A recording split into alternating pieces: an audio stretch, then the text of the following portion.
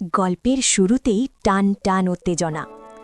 অভিজিৎ হঠাৎই কম্পাসকে ফোন করে জানায় এক দুঃসংবাদ। সে বলে, তোর মাকে হসপিটালে ভর্তি করা হয়েছে, মেঘমালা আমাদের সাথেই আছে, তুই একদম দেরি না করে দ্রুত চলে আয়। মায়ের অসুস্থতার কথা শুনে কম্পাস দিশেহারা হয়ে পড়ে। সে পাশে থাকা ঋতুজাকে জানায়, আমার মায়ের খুব শ্বাসকষ্ট হচ্ছে, আমাকে এক্ষুনি হসপিটালে ছুটতে হবে। ঋতুজা উদ্বিগ্ন হয়ে জানতে চায় সে একা যেতে পারবে কিনা। কম্পাস কোনো মতে হ্যাঁ বলে দ্রুত গাড়ি থেকে নেমে হসপিটালের দিকে রওনা দেয়। অন্যদিকে ডিকে স্টেট জেনারেল হসপিটালে পৌঁছালে তাকে ফুল দিয়ে রাজকীয় সংবর্ধনা জানানো হয়, কিন্তু কম্পাসের জগৎ তখন ম্লান। হসপিটালে পৌঁছে মায়ের অবস্থা দেখে সে কান্নায় ভেঙে পড়ে।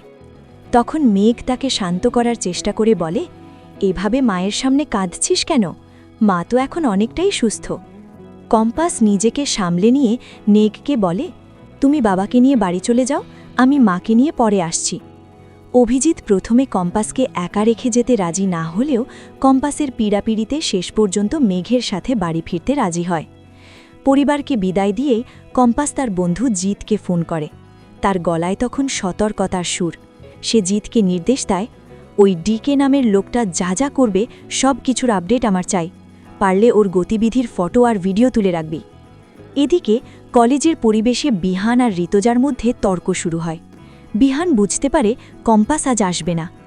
ঋতুজা তীক্ষ্ণ স্বরে বলে, ডিকে এখানে এমন কোনো লেকচার দেবে না যাতে কম্পাস অনুপ্রাণিত হবে। ডিকে কোনো একটা বিশেষ উদ্দেশ্য নিয়ে এখানে এসেছে। বিহান ডিকের পক্ষ নিলে ঋতুজা তাকে সাবধান করে দেয়, ভুলে যাস না, এই লোকটা কম্পাসের বন্ধুদের ভয় দেখিয়েছিল, এটা তোর বাবার কোনো একটা বড় ছক হতে পারে। কিন্তু বিহান রেগে গিয়ে বলে, তুমি সবসময় কম্পাসের পক্ষ নিও না, ও সবসময় ঠিক নাও হতে পারে। অঞ্জনাকে নিয়ে হসপিটাল থেকে বাড়ি ফেরার পথে কম্পাসের সাথে হঠাৎই দেখা হয়ে যায় ডিকের।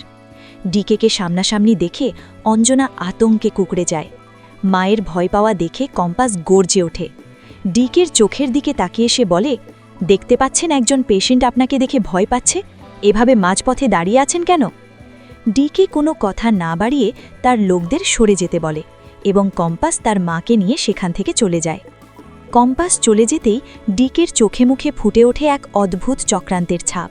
সে তার অনুচরকে আদেশ দেয়, আমাকে এক্ষুনি নোবেল ফিউচার কলেজে যেতে হবে, আর তুমি ওই কম্পাসের ওপর কড়া নজর রাখো, ওর ঠিকানা জোগাড় করো। তো বন্ধুরা, এই ছিল আজকের পর্ব।